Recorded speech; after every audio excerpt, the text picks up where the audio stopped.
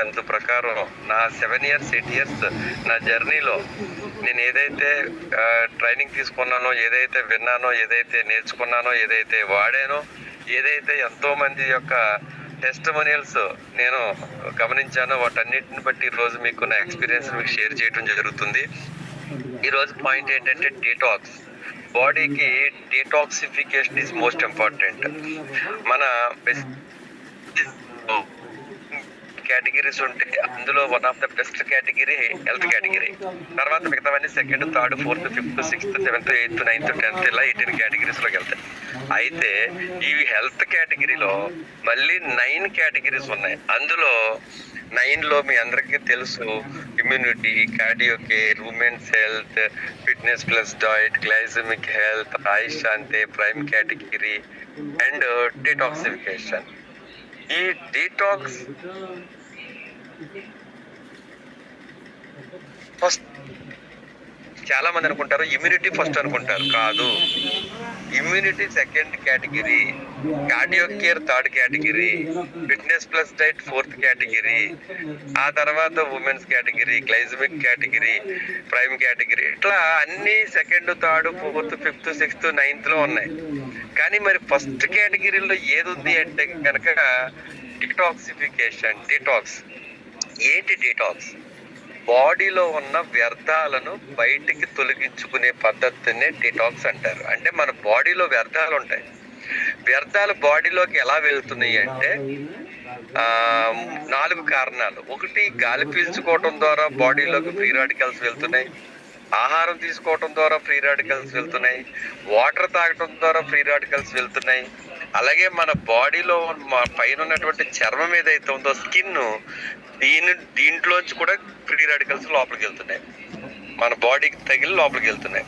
ఇలా ఈ 4 రకాలుగా వ్యర్థాలు మన బాడీలోకి వెళ్తున్నాయి.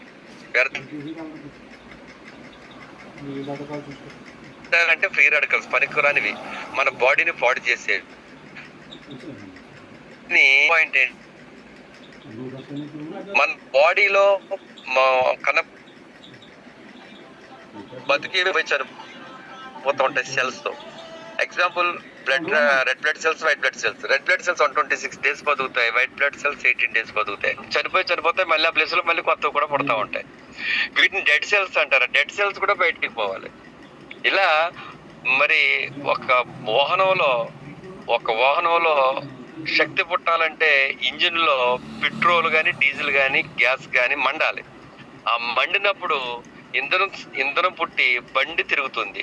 అంటే పిస్టన్ తిరుగుతుంది, తర్వాత క్రాంక్ తిరుగుతుంది, చైన్ తిరుగుతుంది, టైర్ తిరుగుతుంది. ఆ మండేటప్పుడు శక్తి పుట్టాలంటే పవర్ ఎలా పుడుతుందో చర్యకు ప్రతిచర్య ఏంటి అంటే వ్యర్థం అలాగే పుడుతుంది. ఆ వ్యర్థం పొగొట్టమంట పొగ రూపంలో బయటకు వచ్చేస్తుంది. అంటే ఈ ఎంటైర్ భూమండలం మొత్తం మీద న్యూటన్ థర్డ్ లా ఏంటి అంటే, చర్య జరిగితే ప్రతిచర్య జరుగుద్ది. మనం ఒక లారీని ముందుకు నెట్టాలి అంటే భూమితో కాళ్ళని ముందు నెట్టాలి.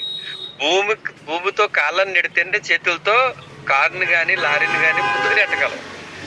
నిదానంగా నిటారుగా నుంచి నెట్టగలమా? లేదు.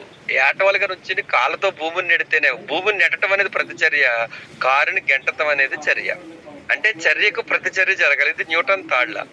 అలాగే ఒక శక్తి పుట్టాలి అంటే వ్యర్థాలు కూడా పుట్టాలి. అలాగే బాడీలో కూడా కణంలో ఎనర్జీ పుట్టాలంటే వ్యర్థాలు కూడా పుడతాయి. చిన్న ఆహారం చిన్న ప్రేగుల్లోకి వెళ్ళి శోషించబడిన తర్వాత, అంటే పోషకాలు బయటికి వెళ్ళిపోయిన తర్వాత, లోపలికి వెళ్ళిపోయిన తర్వాత వ్యర్థ పదార్థం, అంటే పోషక పదార్థం, వ్యర్థ పదార్థం రెండు డివైడ్ అయిపోతాయి.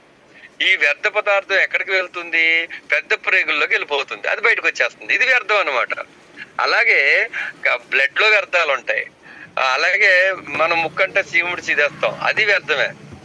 చెవులోకి గులువ వచ్చేస్తుంది, అది వ్యర్థమే. అలాగే ప్రతిరోజు మనం నాలుగు తీసుకున్నప్పుడు కఫం పడతా ఉంటది. కఫం పడితే ఇమ్యూనిటీ ఉన్నట్టు, లేకపోతే ఇమ్యూనిటీ లేనట్టు.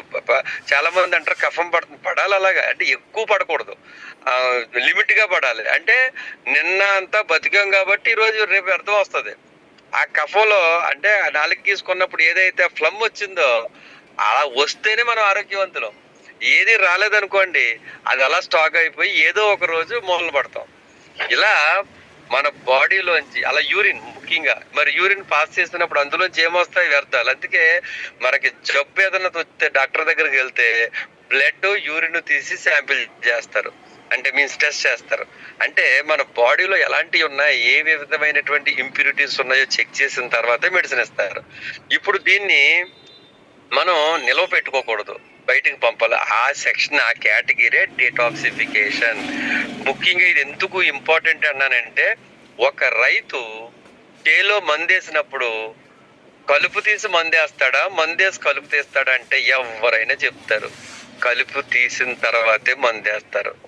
అలాగే ఒక ఆ స్త్రీలు మరి ఇంటి ముందు ముగ్గేస్తారు, మరి శుభ్రంగా తుడిచి కల్లాపు వేసి ముగ్గేస్తారా, ముగ్గేసిన తర్వాత కల్లాపు వేస్తారా అంటే ఎవరైనా చెప్తారు శుభ్రంగా తుడిచి అప్పుడు కల్లాపు జల్లి అప్పుడు ముగ్గేస్తారు. అంటే అంటే శుభ్రం చేయాలి ఫస్ట్. అలాగే మన బాడీకి ముందు ఆహారం ఇవ్వటం కాదు, ముందు మందులు ఇవ్వటం కాదు, మన బాడీని ఆరోగ్యంగా ఉంచుకోవటం కాదు, ఆరోగ్యంగా ఉంచుకోవాలనే థాట్ ఏదైతే ఉందో, తిండి తినాలనే థాట్ ఏది ఉందో, మందులు వాడాలనే థాట్ ఏది ఉందో, సప్లిమెంట్స్ వాడాలనే థాట్ ఏది ఉందో, నేను ఎక్కువ కాలం ఆరోగ్యంగా జీవించాలనే థాట్ ఏది ఉందో, ఇవన్నీ సెకండ్ ప్లేస్. మరి ఫస్ట్ ప్లేస్ ఏంటి అంటే, నా బాడీలో పేరుకుపోయినటువంటి వ్యర్థాలు అంటే కలుపు బయటకు పోవాలి, ఇది ఫస్ట్ థాట్ అన్నమాట. అందుకే చూడండి, ఎంటైర్ మన వెజిటేజ్ ప్రొడక్ట్స్ ఏవైనా సరే అందరికి పని చేయవు. ప్లీజ్ అండి మ్యూట్ లో ఉండండి, ఇది ఇంట్రెస్ట్ సబ్జెక్ట్, మీరు తెలుసుకోగలిగితే. అన్మ్యూట్ లోకి రావద్దు ఎవరు ప్లీజ్, నాకు డిస్టర్బెన్స్ అవుతారు మీరు. మరి ఏదైతే సప్లిమెంట్స్ ఉన్నాయో ఈ సప్లిమెంట్స్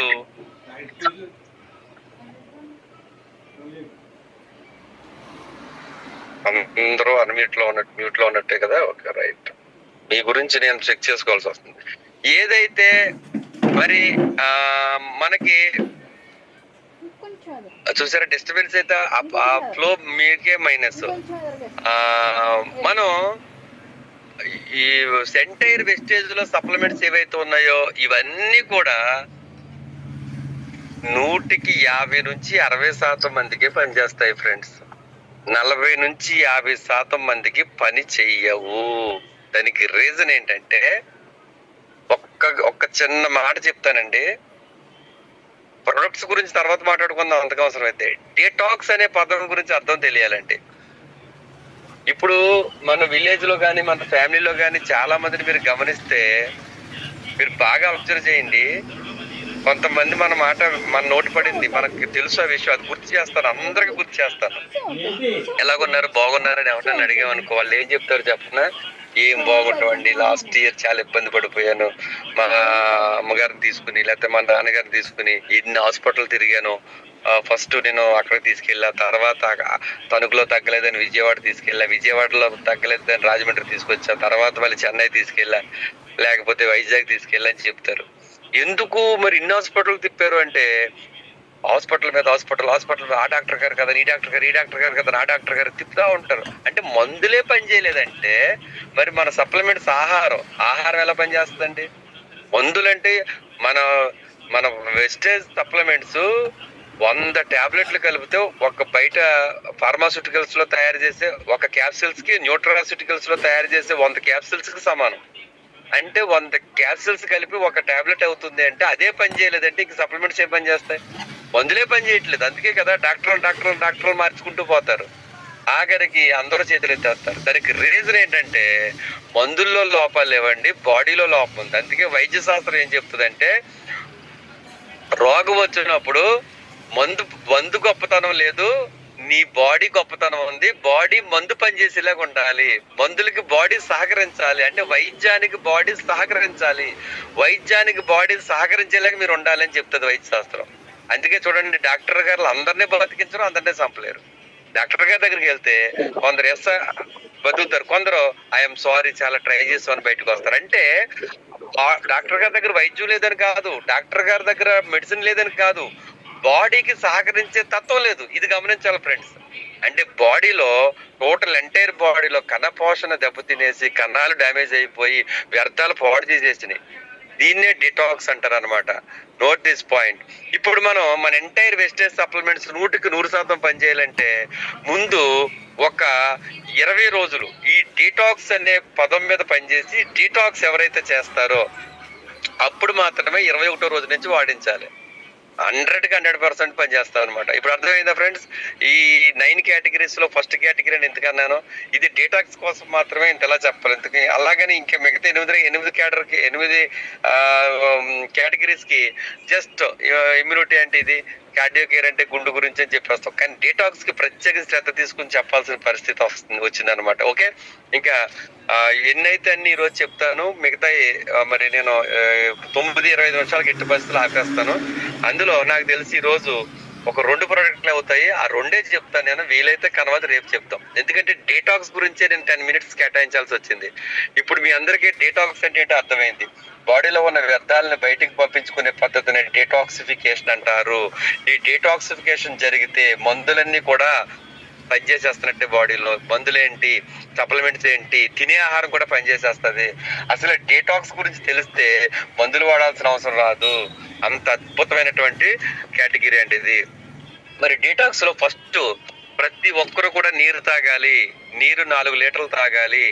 80 కేజీలు బరువున్న నేను 80 ఇంటూ నా బరువుకి 2.2 is equal to 176.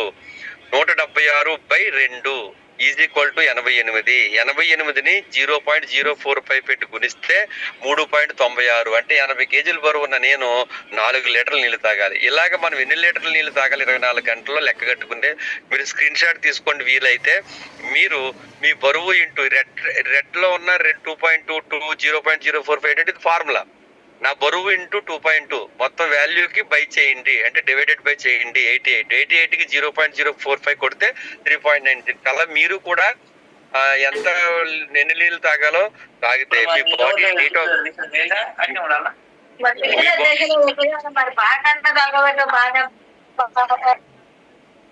Me body detoxify అవుతుందండి. మీ బాడీ డీటాక్సిఫై చేసుకోవటంలో మొదటిది ఏంటంటే నీరు.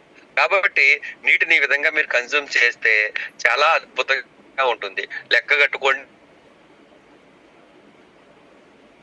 అలాగే